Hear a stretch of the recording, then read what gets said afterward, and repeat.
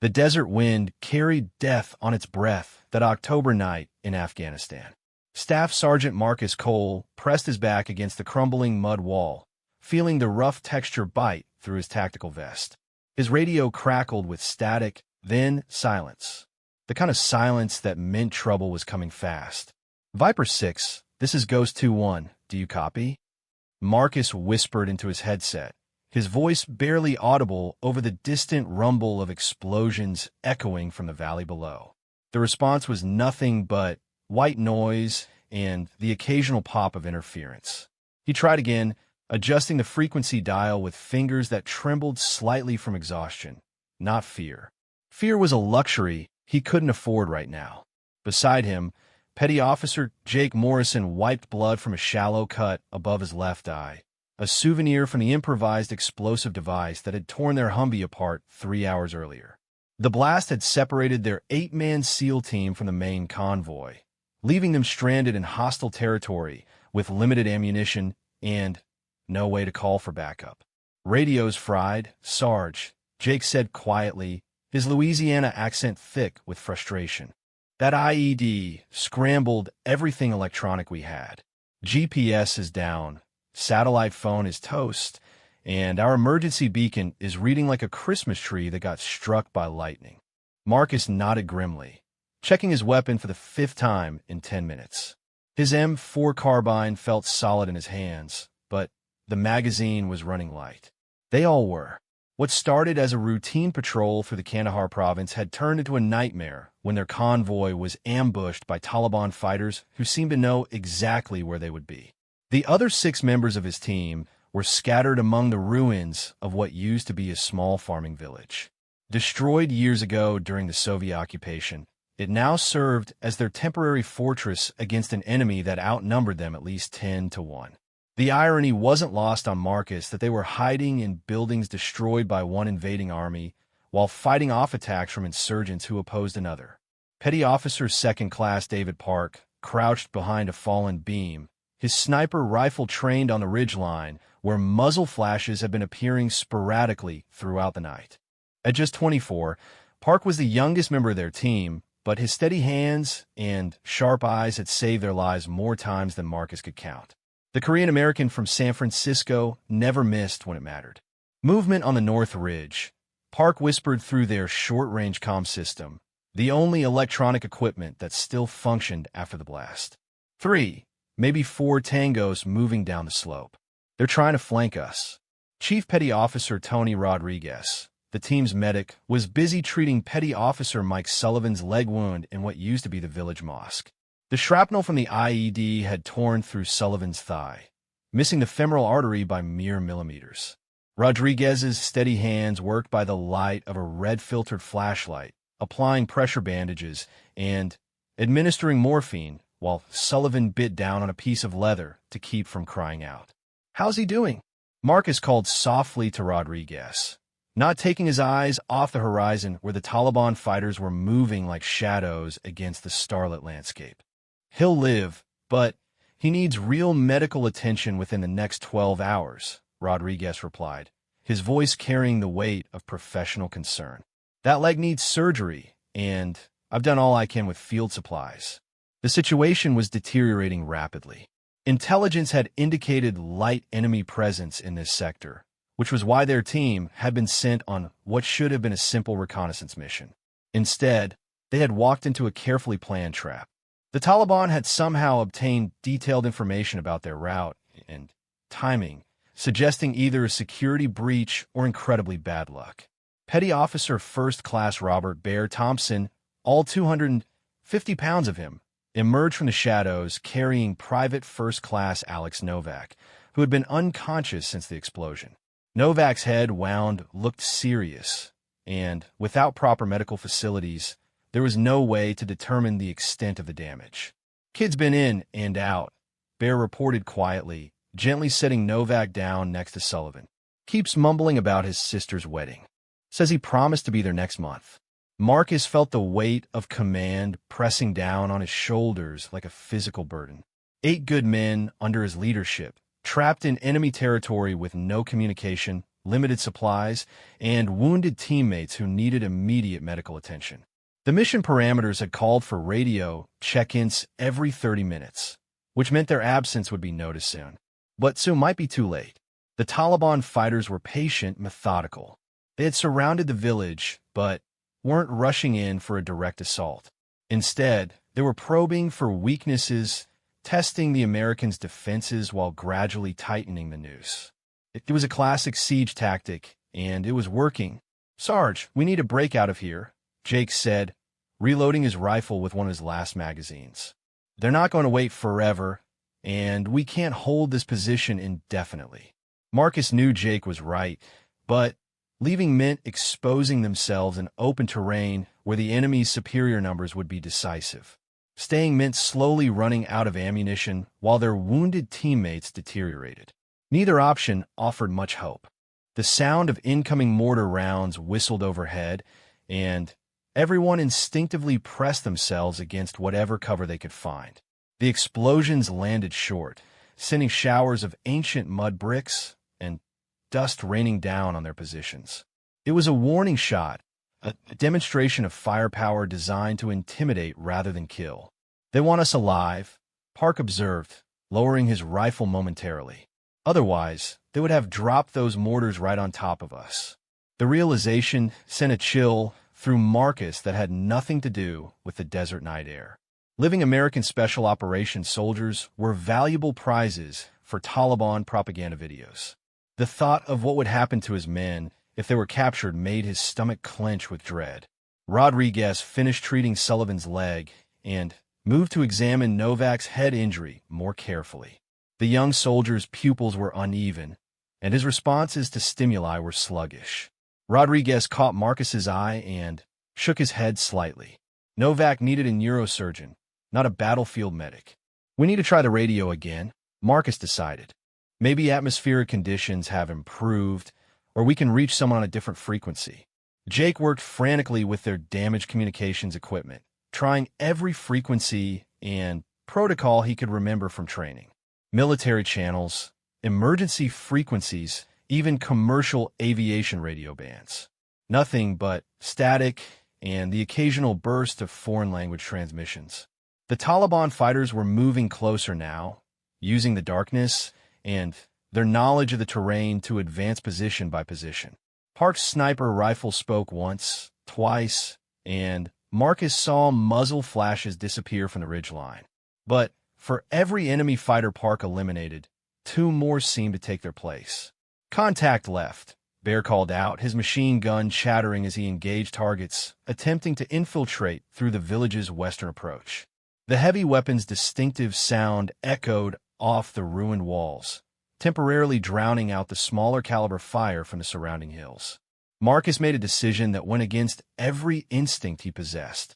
Instead of conserving ammunition for a prolonged siege, he ordered his team to put up the heaviest possible fire for 2 minutes, making the Taliban fighters believe they had more firepower than they actually possessed. "Light them up," he commanded.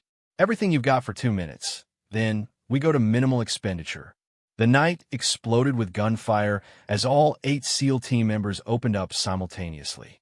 Tracer rounds painted red streaks across the darkness, and the coordinated fire forced the attacking fighters to seek cover and reassess their approach.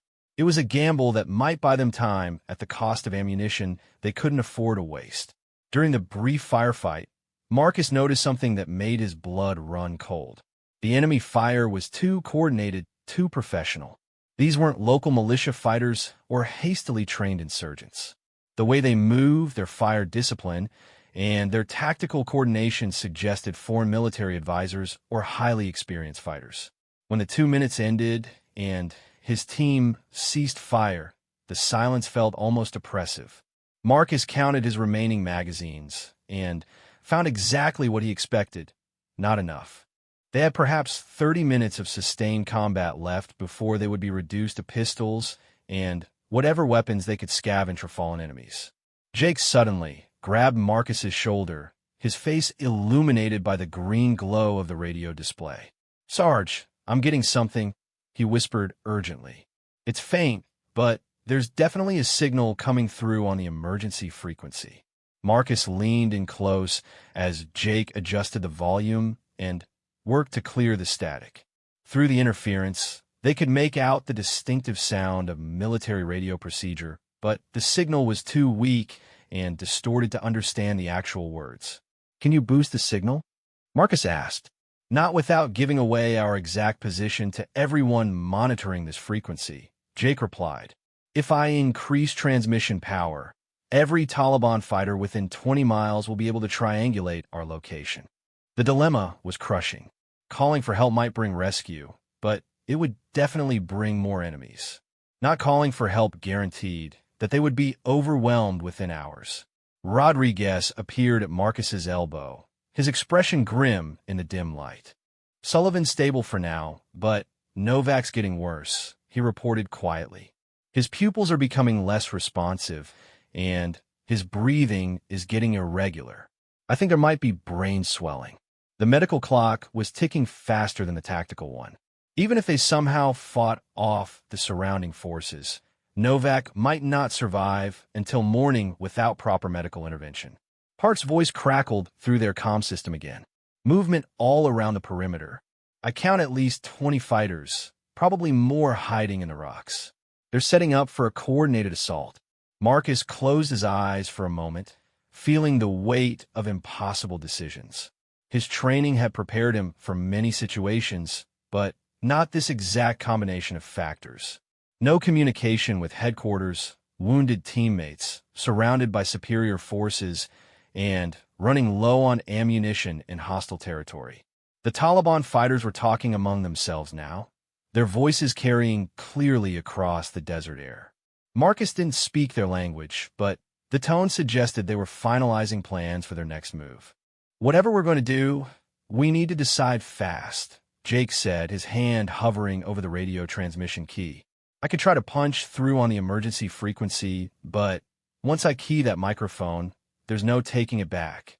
Bear materialized from the shadows, having completed a circuit of their defensive perimeter. "Northern approach is our weakest point," he reported. "That's where they'll come from if they're smart, and these guys seem plenty smart." Marcus looked at each of his teammates, these men who had followed him into hell and were prepared to follow him further if necessary. Sullivan was pale, but conscious, his jaw clenched against pain. Novak was unconscious again, his breathing shallow.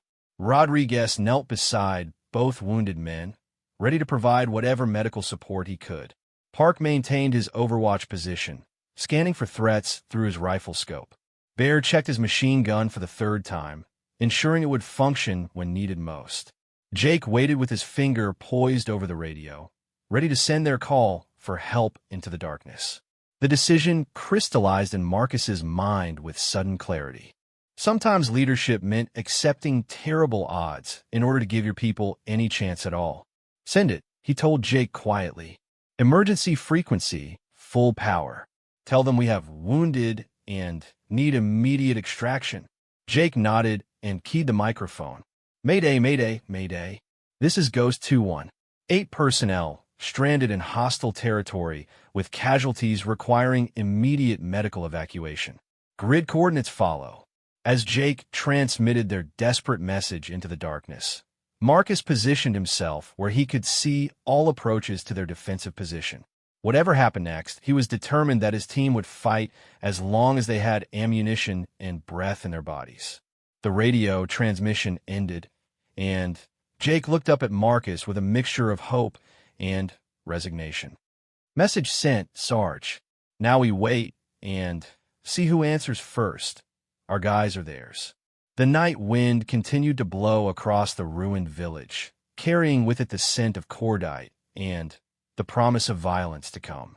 Marcus Cole had made his choice, and now he and his 7 teammates would live or die based on whether help could reach them before their enemies did. In the distance, barely audible over the wind, came the sound of vehicles moving across the desert landscape. Someone had heard their call, but whether salvation or destruction approached remained to be seen. 20 miles away from the besieged village, Marine Corps Gunnery Sergeant Daniel McKenzie felt the vibration of his encrypted satellite phone against his chest. The device's urgent buzzing pattern indicated an emergency transmission on the priority frequency, the kind that meant American lives hung in the balance. McKenzie had been tracking a high-value target through the mountains for 3 days, operating completely alone as part of a deep reconnaissance mission that officially didn't exist. His ghillie suit, crafted from local vegetation and mud, made him nearly invisible against the rocky outcropping where he had established his observation post. The satellite phone's display glowed green in the darkness, showing an encrypted message that made his blood run cold. A SEAL team was trapped 12 miles southeast of his position, under heavy enemy fire with casualties requiring immediate medical evacuation. The message had been transmitted on the emergency frequency, which meant their regular communications were down, and they were desperate enough to risk exposure. McKenzie studied his tactical map by the faint light of his red-filtered flashlight. The grid coordinates placed the trapped SEAL team in the ruins of Kala Aisha, a village he knew well from previous operations. The terrain between his position and theirs was rough, mountainous country that offered good concealment, but would be slow to traverse. Worse, intelligence reports from the past week indicated increased Taliban activity in that exact area. The Marine sniper faced an impossible decision. His current mission was critical. He had spent 72 hours tracking a Taliban commander responsible for coordinating attacks against coalition forces throughout the province. The target was finally within range, and eliminating him could save dozens of American lives in the coming weeks. But 8 SEAL team members were trapped and under fire right now, including wounded who might not survive until morning. McKenzie's sniper training had taught him to think in terms of long-term strategic value, but his Marine training told him that no American serviceman was ever left behind. He keyed his satellite phone and sent a brief, encrypted message to his operational headquarters. Priority target acquired, but responding to emergency situation. Will update when possible. The response came within seconds. Negative. Maintain position and complete primary mission. McKenzie stared at the glowing screen for a long moment, then powered down the device and began breaking down his sniper hide. Some orders were meant to be disobeyed, and this was one of them. He had taken an oath to protect his fellow Marines and sailors, and that oath superseded any specific operational directive. Moving through the mountain terrain in complete darkness, McKenzie relied on night vision equipment and terrain association navigation to make his way toward the trapped SEAL team. His Barrett M82 sniper rifle, capable of engaging targets at distances exceeding 2 kilometers, felt reassuringly solid across his back despite its considerable weight. The Marine had earned his reputation during multiple deployments in Iraq and Afghanistan, where his long-range shooting skills had saved countless American lives. Known among his peers as Ghost, McKenzie could place a bullet precisely where he wanted it from distances that seemed impossible to most people. More importantly, he had the patience to wait for exactly the right moment to take a shot. As he moved through the darkness, McKenzie monitored radio transmissions on multiple frequencies. The emergency call from the SEAL team was being rebroadcast every 15 minutes, growing more desperate with each repetition. Taliban communications were also active, with multiple groups coordinating their movements toward the village where the Americans were trapped. 3 hours after leaving his observation post, McKenzie reached a ridge line that overlooked the village of Kala Aisha. Through his high-powered scope, he could see muzzle flashes from both American and Taliban weapons. The SEAL team had established a defensive perimeter in the center of the ruined village, but they were completely surrounded by enemy fighters who seemed content to maintain pressure rather than launch an all-out assault. McKenzie counted at least 30 Taliban fighters positioned in a rough circle around the village, with more arriving every hour. Vehicle headlights in the distance suggested reinforcements were still coming. The Americans were outnumbered at least 4-1, and their defensive position, while tactically sound, offered limited options for escape. Setting up his shooting position with practiced efficiency, Mackenzie created a hide site among the rocks that would allow him to engage targets throughout the valley while remaining concealed from return fire. The Barrett's bipod legs dug into the gravelly soil, and he adjusted the rifle's position until the scope's crosshairs were perfectly aligned with the village below. The range to the nearest Taliban positions was approximately 800 meters, well within the Barrett's effective range, but challenging enough to require careful calculation of wind speed, temperature, and atmospheric conditions. Mackenzie had made similar shots hundreds of times in training and dozens of times in combat, but never with so many American lives depending on his accuracy.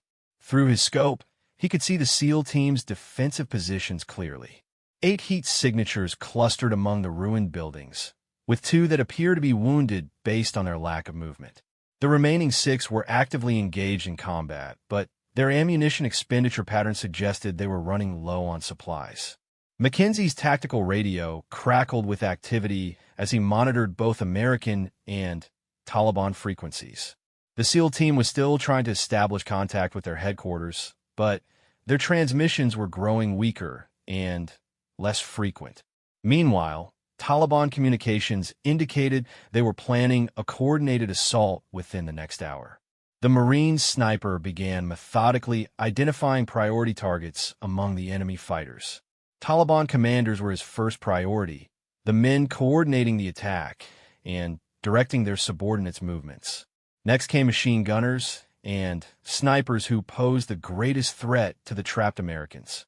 Finally, he would engage targets of opportunity to create maximum confusion among the enemy ranks.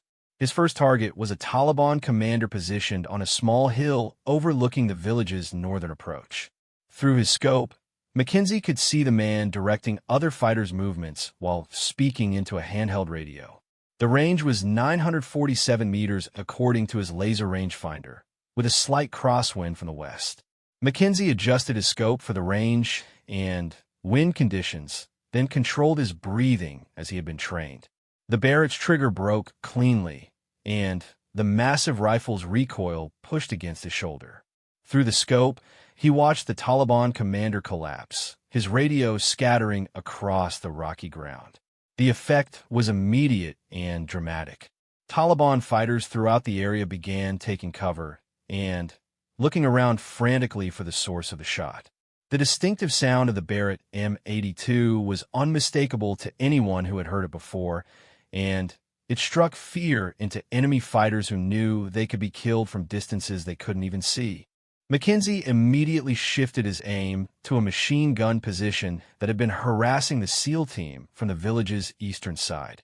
2 Taliban fighters were operating the weapon, with one feeding ammunition while the other aimed and fired. The range was slightly closer at 723 meters, and the wind had shifted slightly more from the north. His second shot eliminated the machine gunner, and the ammunition bearer immediately abandoned the position to seek cover elsewhere.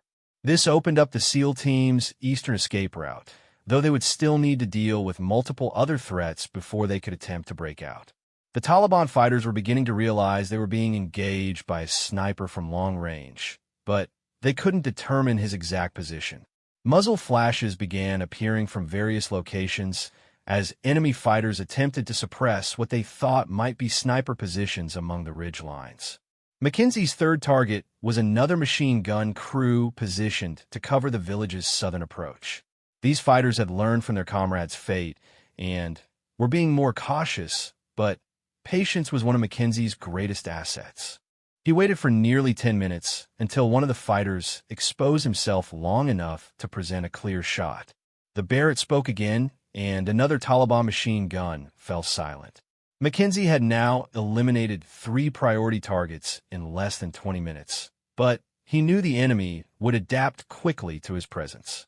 Soon they would begin coordinating efforts to locate and eliminate him, forcing him to either relocate or risk being overrun. Through his radio, Mackenzie could hear increased activity on SEAL team frequencies. Their situation was improving with the elimination of several machine gun positions, but they were still trapped and running low on ammunition. More concerning, one of their wounded teammates was deteriorating rapidly, and needed immediate medical attention. The Marine sniper made another difficult decision. Instead of continuing to engage targets from his concealed position, he would reveal himself by using his radio to contact the trapped SEAL team directly.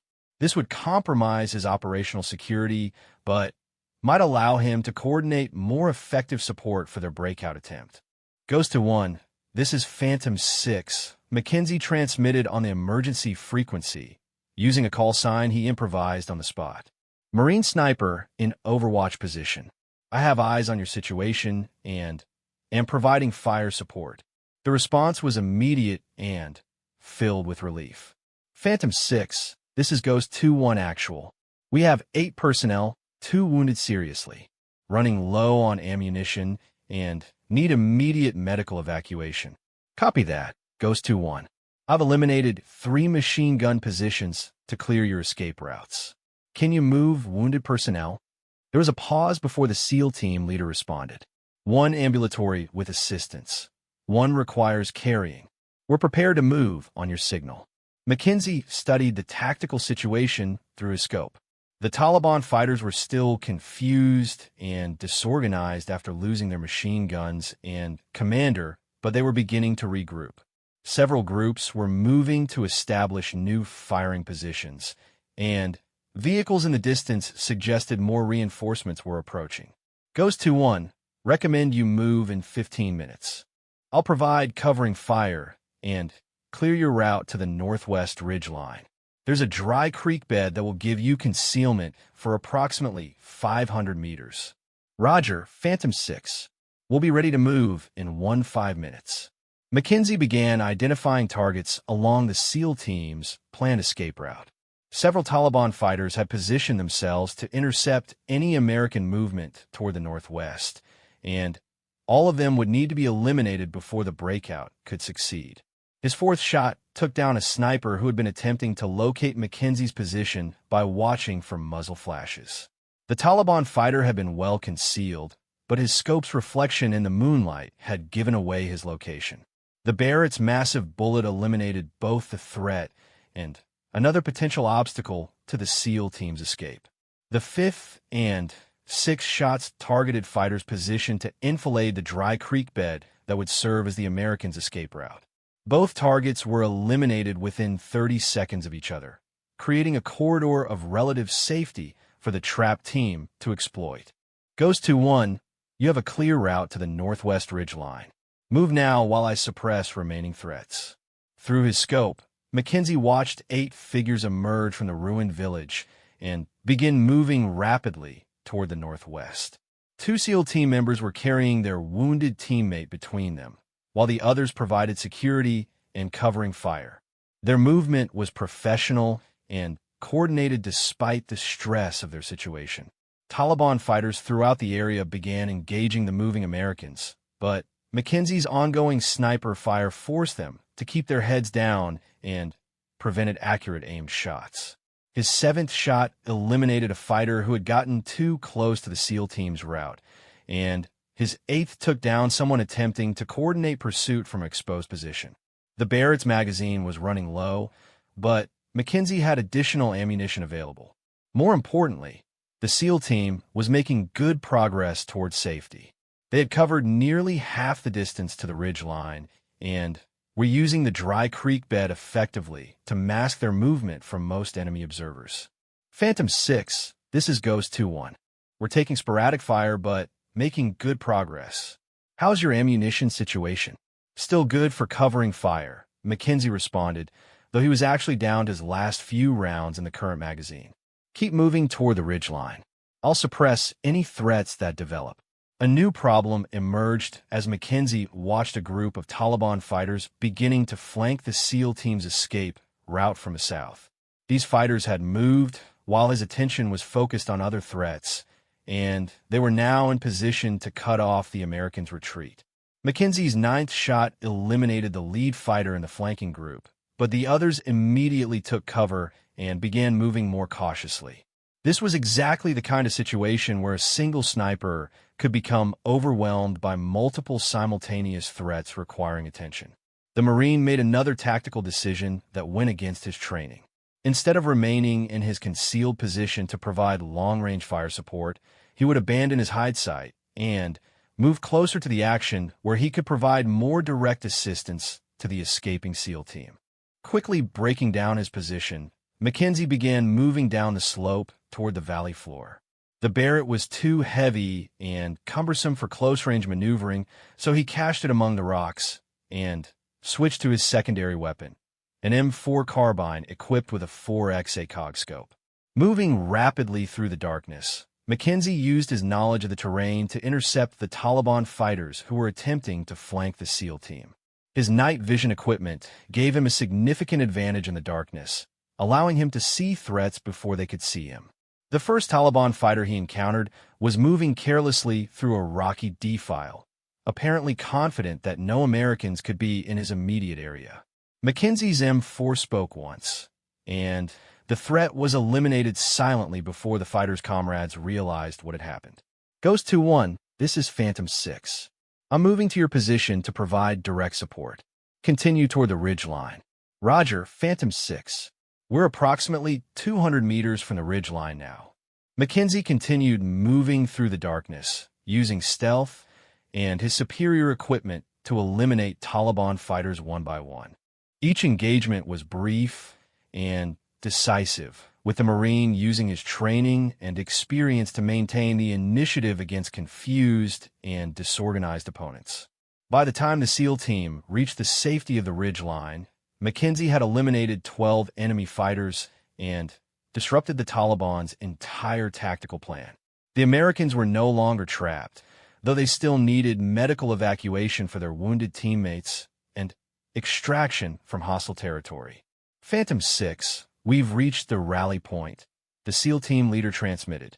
Request you join us for consolidated defense and medical evaluation. Mackenzie was already moving toward their position, having anticipated this request. Within 15 minutes, he had linked up with the SEAL team and was helping to establish a new defensive perimeter in a more defensible position among the ridgeline rocks. The Marine sniper's intervention had changed everything, but their situation was still precarious. They were no longer trapped, but they remained deep in enemy territory with wounded teammates requiring immediate medical attention. The next phase of their survival would depend on reaching friendly forces or establishing contact with headquarters for extraction support. As Mackenzie checked his ammunition and prepared for whatever would come next, he knew that the most dangerous part of their ordeal was probably still ahead of them. The ridgeline position offered better defensive terrain, but Gunnery Sergeant Daniel Mackenzie knew they couldn't hold it indefinitely against the forces gathering in the valley below. Through his night vision equipment, he counted vehicle headlights converging on their previous position from multiple directions. The Taliban was mobilizing everything they had in the region for what they clearly viewed as a significant opportunity. Staff Sergeant Marcus Cole briefed Mackenzie on his team's situation while Chief Petty Officer Rodriguez continued treating the wounded. Private First Class Novak's condition had worsened during their movement to the ridge line, and his breathing was becoming increasingly labored. Petty Officer Sullivan's leg wound was stable, but would require surgical intervention within hours to prevent permanent damage. We've been trying to establish communications with headquarters for 6 hours, Cole explained quietly, his voice hoarse from exhaustion and stress. Our primary radio was destroyed in the IED blast, and the backup unit has been too damaged to reach beyond line of sight range. Mackenzie examined their damaged communications equipment by the light of a red-filtered flashlight. The radio's power supply was functioning, but the antenna array had been shattered, and the transmission circuits showed signs of severe electrical damage. Even with his technical training, he could see that field repairs were impossible. What about your satellite communication device? Rodriguez asked hopefully. Operational, but it's configured for my specific mission parameters, Mackenzie replied. I can reach my headquarters, but routing a message through Marine channels to Navy Special Operations could take hours we don't have. The sound of diesel engines echoing from the valley below indicated that their pursuers were organizing a systematic search of the area. Taliban fighters were methodical when they had time to plan, and the Americans' escape from the village had given them exactly that opportunity. Petty Officer Park established an observation post among the highest rocks, his sniper rifle covering the most likely approaches to their position. I count at least 5 vehicles, probably more hiding in the dead ground, he reported through their short-range comm system. They're setting up a perimeter and starting to sweep toward us. Bear Thompson positioned his machine gun to cover the primary approach route, while Jake Morrison worked frantically with their damaged radio equipment, trying every modification he could think of to boost their transmission range. The situation was becoming more desperate by the hour. Mackenzie made a tactical assessment of their position and didn't like his conclusions. The ridge line offered good fields of fire and was difficult to approach without being observed, but it was also a dead end. Behind them lay a steep cliff face that would be impossible to descend while carrying wounded teammates. They could fight from this position, but they couldn't escape from it. "We need to get moving again," he told Cole quietly. "This position is too isolated. If they bring up mortars or call in air support, we'll be sitting ducks." "Where can we go?" Cole asked. "Sullivan can barely walk with assistance, and Novak is unconscious. We can't move fast enough to stay ahead of their search teams." Mackenzie studied his tactical map, looking for options that might not be obvious to their pursuers. His 3 days of reconnaissance in this area had given him detailed knowledge of the terrain, including several features that weren't marked on standard military maps. "There's a cave system approximately 1 kilometer northeast of here," he said, pointing to an unmarked area on the map. "It's not on any charts because it's hidden behind a rock fall, but I discovered it during my initial reconnaissance. We could hide there until we figure out a way to contact headquarters." Rodriguez looked up from treating Novak. "Can we get there with wounded personnel?" "It'll be difficult, but it's our best option. The cave entrance is concealed enough that they could search past it without seeing us, and there's a water source inside." The decision was made for them when Park's voice crackled through their comm system with urgency. "They're moving up the slope in squad-sized elements. I count 3 separate groups, probably 30 fighters total. They'll be in rifle range within 20 minutes. Cole gathered his team for a quick briefing.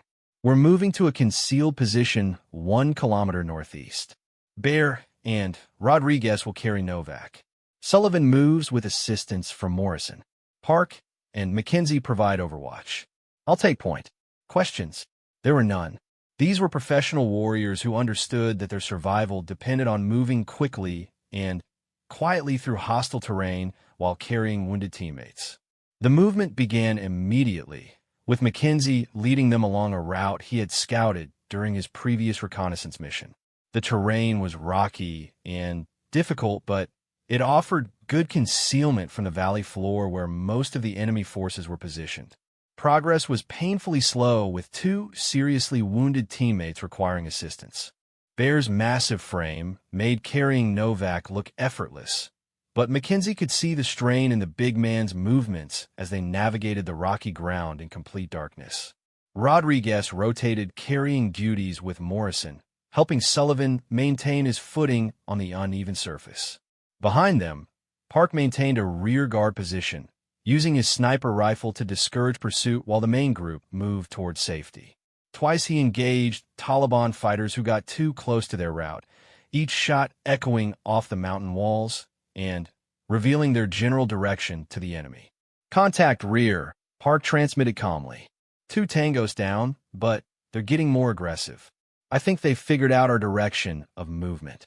Mackenzie pushed the pace as much as possible while still maintaining operational security. The cave system he had discovered was their only hope for concealment until they could establish communications or reach friendly forces. But getting there with wounded teammates while being pursued by experienced fighters was testing the limits of what was tactically possible. The sound of helicopters in the distance added a new dimension to their tactical problem. Taliban forces in this region had access to older Soviet-era helicopters, and while they weren't particularly sophisticated, they could cover ground much faster than men on foot. Worse, helicopter-mounted searchlights would eliminate most of their concealment advantages. "Those birds are going to spot us if we stay in the open much longer," Cole observed grimly. Mackenzie checked his GPS unit and compared their position to his hand-drawn map of the area. Cave entrance is about 400 meters ahead. We need to reach it before those helicopters start their search pattern. The next 20 minutes were among the most stressful of Mackenzie's military career. The group moved as quickly as possible across increasingly difficult terrain while helicopter sounds grew closer. Twice they were forced to take cover among the rocks while aircraft passed overhead, their searchlights probing the ground systematically. Sullivan's condition was deteriorating from the physical exertion required to traverse the rocky ground. His leg wound was bleeding again despite Rodriguez's field dressings, and his face was pale with shock and blood loss. Novak remained unconscious, his breathing shallow and irregular. "There," Mackenzie whispered, pointing to what appeared to be nothing more than a shadow among the rock formations.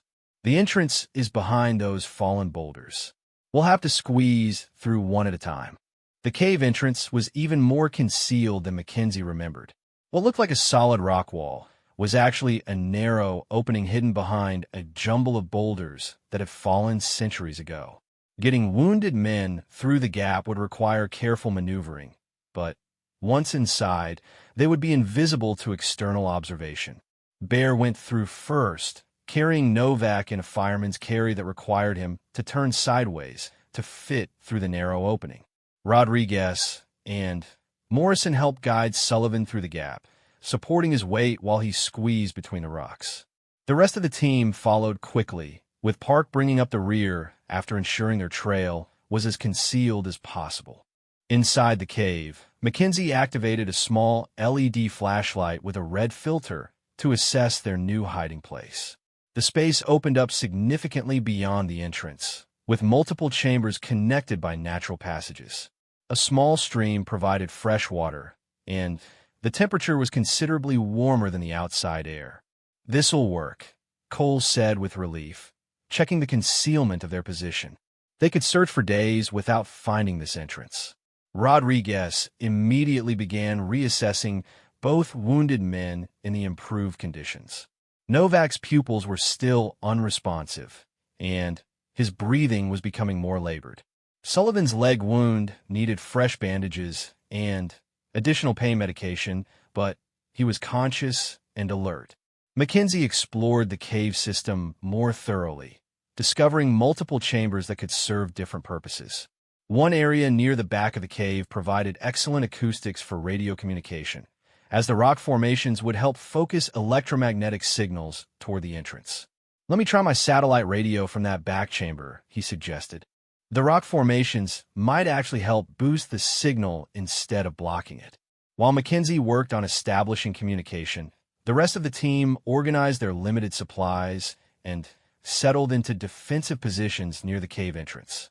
They had bought themselves time, but their fundamental problems remained unchanged. They were still isolated in hostile territory, with wounded teammates requiring immediate medical attention. After 30 minutes of adjusting frequencies and antenna positions, Mackenzie's satellite radio finally connected with his Marine headquarters. The conversation was brief and encrypted, but the response was immediate and decisive.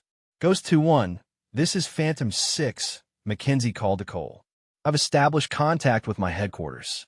They're patching me through to your operational command." The next hour brought the first good news they had received since the ambush. Navy Special Operations Headquarters confirmed that search and rescue operations had been launched as soon as the SEAL team missed their scheduled check-in.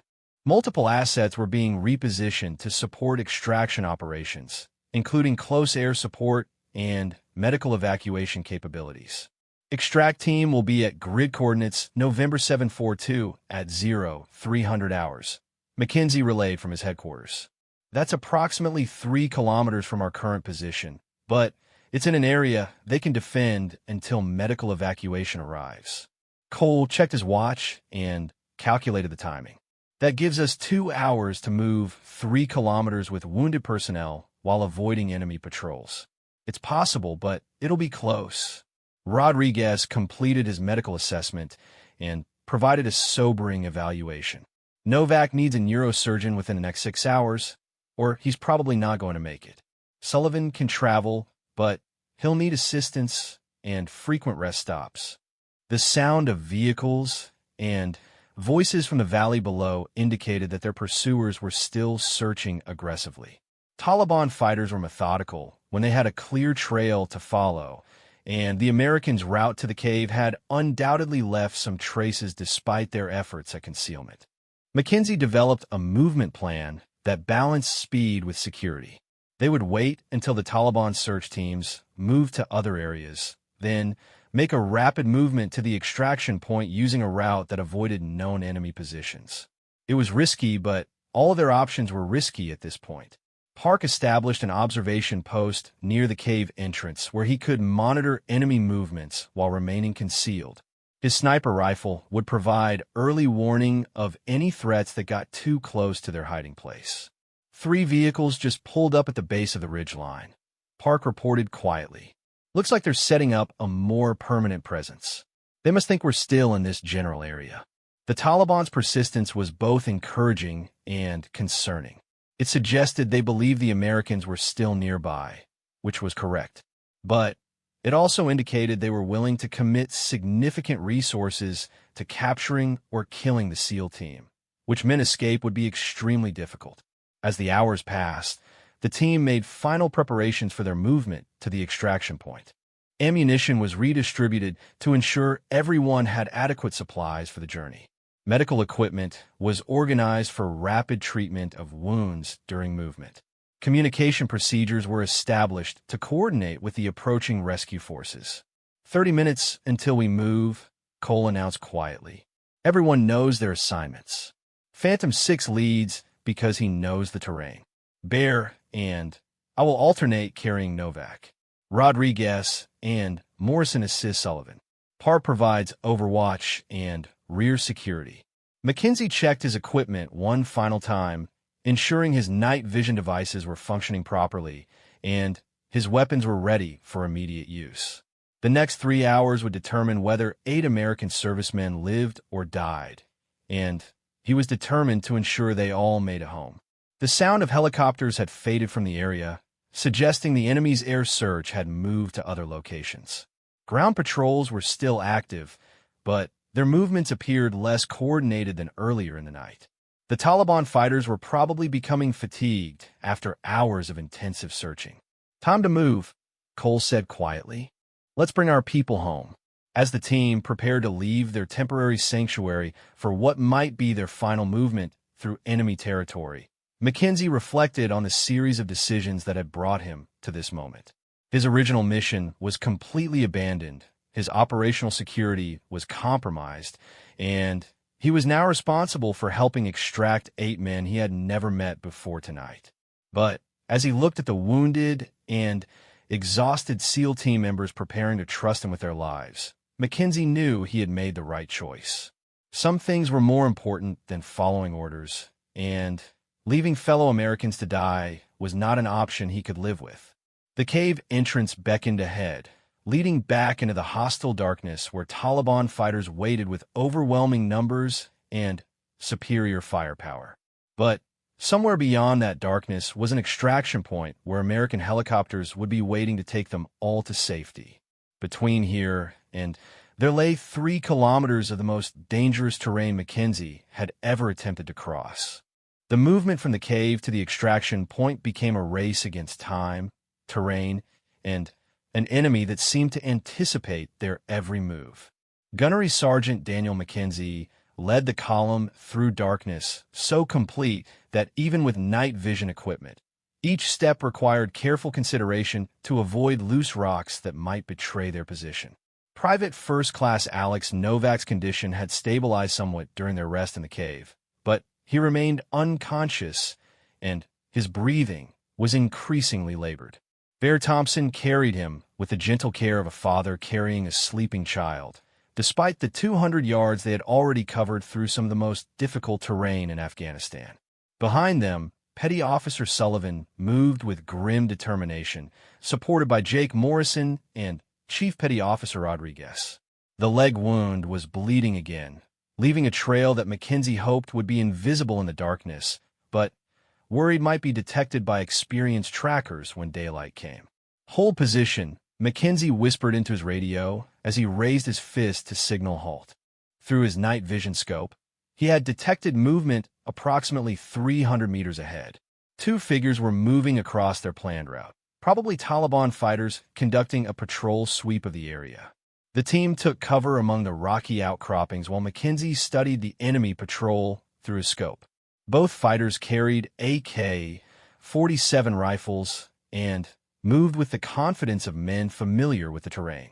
More concerning, they appeared to be following a deliberate search pattern rather than conducting a casual patrol. "Two tangos blocking our route," Mackenzie reported quietly. "They're moving systematically, checking every possible hiding place. We either wait for them to pass or find another route." Staff Sergeant Marcus Cole crawled forward to Mackenzie's position and assessed the tactical situation through his own night vision equipment. The enemy patrol was thorough and professional, taking their time to examine potential hiding places and maintaining good tactical spacing between the two fighters. "How much time do we have until the extract window?" Cole asked. Mackenzie checked his watch and calculated their remaining distance to the landing zone. 47 minutes to reach the LZ, and we still have over 2 kilometers to cover. We can't afford to wait for them to finish their search pattern. The decision was made more urgent by Rodriguez's quiet assessment of their wounded. "Novak's breathing is getting more shallow. I think there's increasing pressure on his brain. If we don't get him to a neurosurgeon soon, we're going to lose him."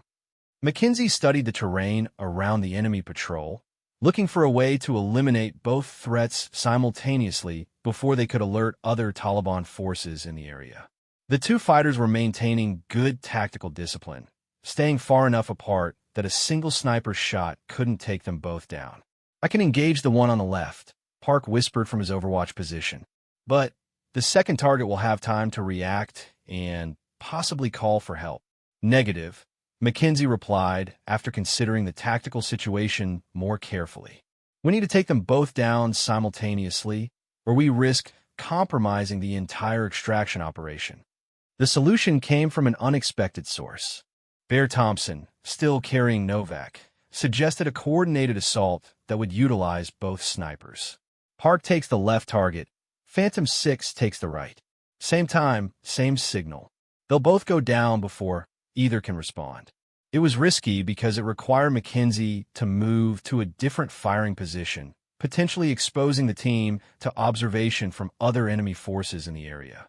But with time running short and limited alternatives, it was their best option for clearing the route to the extraction point. Mackenzie moved carefully to a position that offered a clear shot at the second Taliban fighter, while Park adjusted his scope for the left target. Both snipers needed to account for range, wind conditions, and the movement patterns of their respective targets. "On my mark," Mackenzie whispered into the radio. 3, 2, 1, execute." Both rifles fired within milliseconds of each other. Through his scope, Mackenzie watched his target collapse while Park's simultaneous shot eliminated the second fighter. The coordinated engagement was perfect, with both threats neutralized before either could react or alert other forces. "Route clear," Mackenzie reported. "Move quickly, but maintain noise discipline." The team resumed their movement toward the extraction point, stepping carefully around the bodies of the Taliban fighters. Mackenzie checked both weapons and ammunition supplies, knowing that additional firefights were likely before they reached safety. The terrain began to change as they moved closer to the designated landing zone. Rocky mountainous ground gave way to more open areas with scattered vegetation, offering less concealment but easier movement for their wounded teammates. Mackenzie adjusted their route to take advantage of dry creek beds and ridgelines that would mask their movement from observation. "Phantom 6, this is Reaper 2-1, a new voice crackled through Mackenzie's satellite radio. "We are inbound to your location with medical evacuation capability. ETA to LZ is 15 minutes. "Reaper 2-1, this is Phantom 6, Mackenzie responded. "We are approximately 1 kilometer from the LZ with 8 personnel, 2 requiring immediate medical attention. Be advised, significant enemy presence in the area.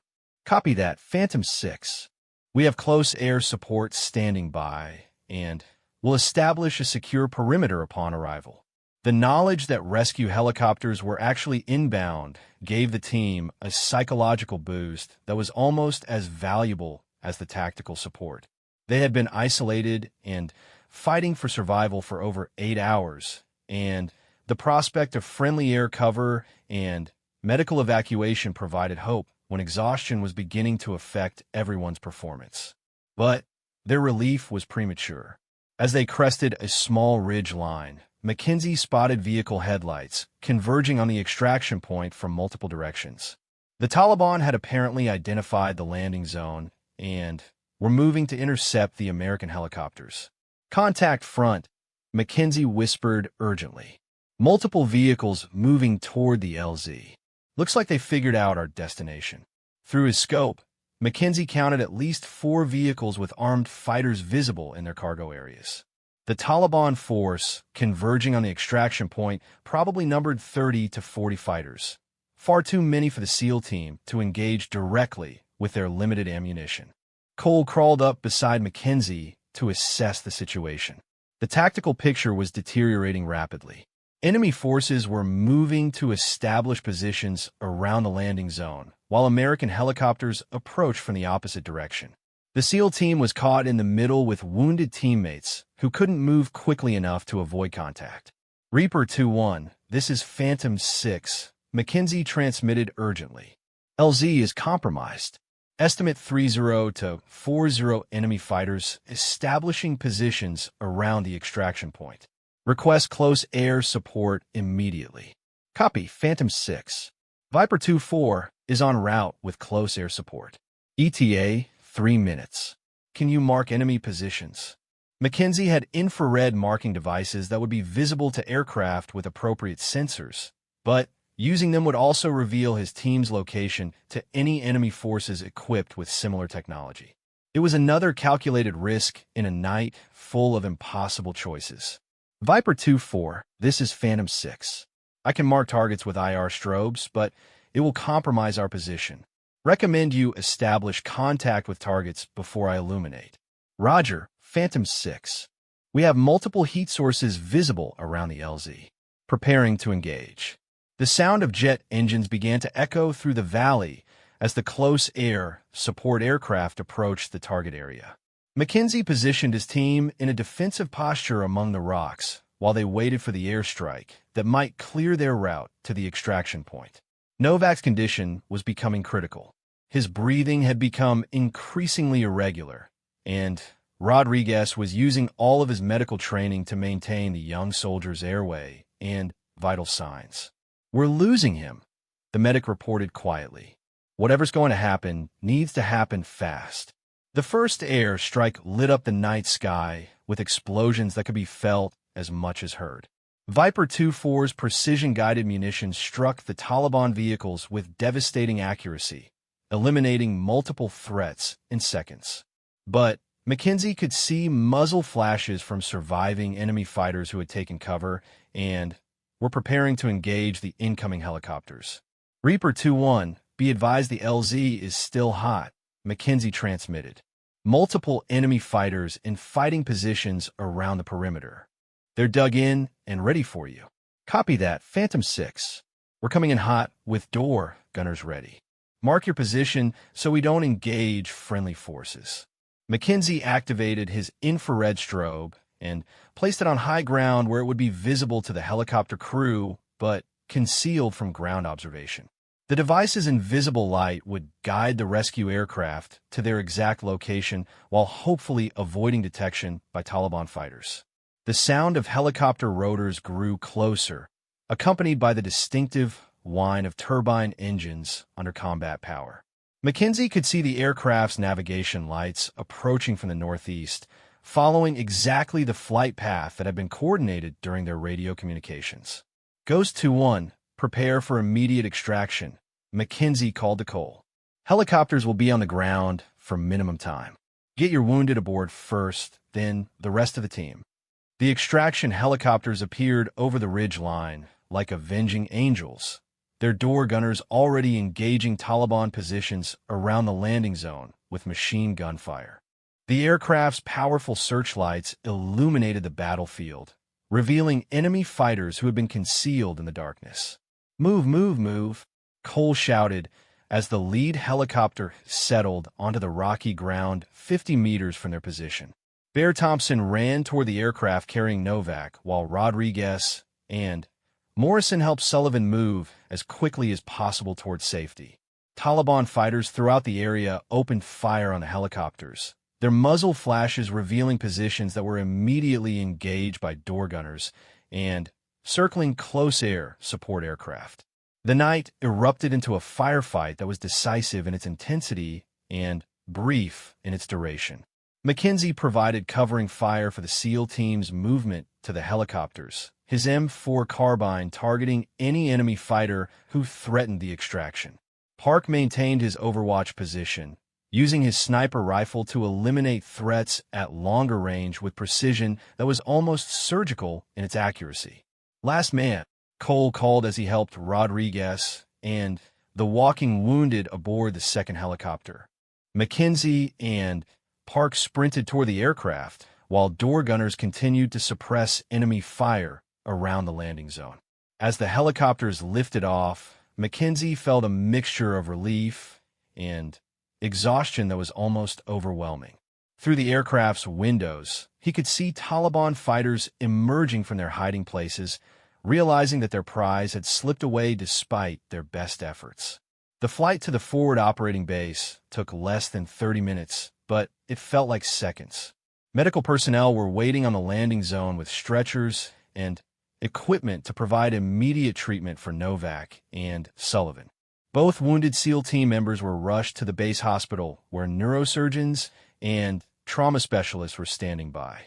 6 hours later, Mackenzie sat in the base debriefing room with the SEAL team, watching Sullivan walk with assistance after surgery to repair his leg wound.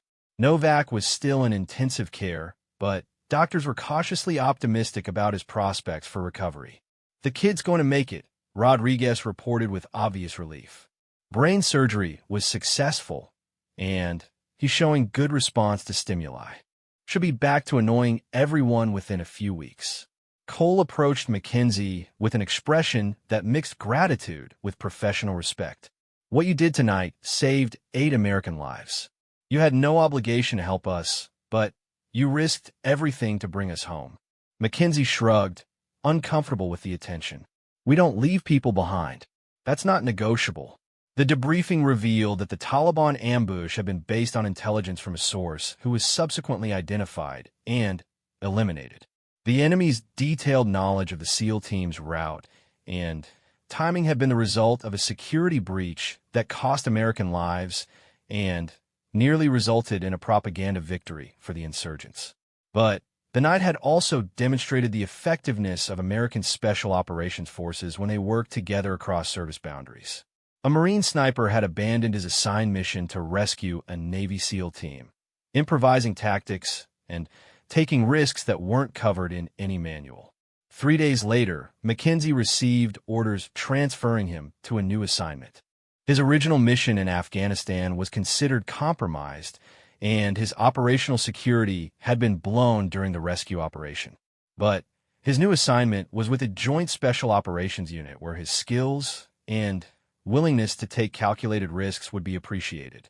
On his last morning at the forward operating base, Mackenzie visited the hospital where Novak was recovering. The young SEAL was awake and alert, though still groggy from medications.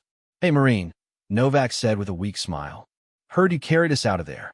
"Team effort," Mackenzie replied. "Your buddies did most of the heavy lifting." "Yeah, but you're the one who came when nobody else could. That means something." Novak's sister's wedding was still 3 weeks away, and doctors had confirmed he would be able to attend. Sullivan was expected to make a full recovery and return to duty within 6 months. The rest of the SEAL team had already been reassigned to a new mission, their brief encounter with Mackenzie already becoming part of the military's institutional memory. As Mackenzie prepared to leave Afghanistan, he reflected on the decisions that had led him to abandon his assigned mission in order to help strangers in desperate need. Military regulations were clear about following orders and completing assigned objectives, but they were equally clear about the obligation to assist fellow service members in distress. The citation accompanying his Silver Star medal mentioned courage, initiative, and devotion to duty above and beyond the call of normal expectations.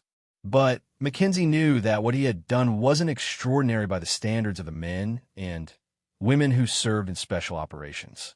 They were all trained to make impossible decisions under extreme stress, to improvise solutions when standard procedures were inadequate, and to accept risks that most people couldn't imagine.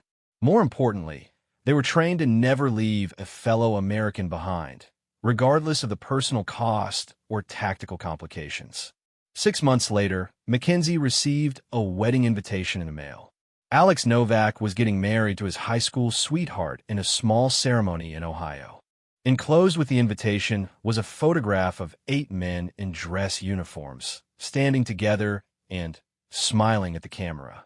On the back, someone had written, "Thank you for answering when we called into the darkness." Mackenzie never attended the wedding, as his new assignment kept him overseas. But he kept the photograph in his gear, a reminder of the night when a desperate radio call had led him to abandon everything he was supposed to do in favor of everything he knew was right. The story became part of military folklore, told in training schools and special operations units as an example of the bonds that connected American service members across all branches and specialties. It demonstrated that in the darkest moments, when official channels failed and normal procedures were inadequate, individual courage and initiative could still make the difference between life and death. For Mackenzie, it was simply another night in Afghanistan, another mission where following his conscience had proven more important than following his orders. In a war where moral clarity was often elusive, the obligation to protect fellow Americans provided an anchor point that never wavered. The SEAL team's SOS had gone unanswered through official channels, lost in the chaos and communication failures that characterized modern warfare. But it had been heard by one Marine sniper who understood that some calls for help demanded an immediate response, regardless of the tactical situation or assigned priorities. When a night's silence was finally broken, it wasn't by headquarters or rescue forces or official military response. It was by a single rifle shot that announced to friend and foe alike that no American would be abandoned as long as other Americans had the means to help. That was the real message of the story. Not that individual heroism could overcome impossible odds, but that the commitment to never leave anyone behind was what made American military forces different from their enemies. It was what justified the risks they took and the sacrifices they made. And it was what would bring them all home, one way or another.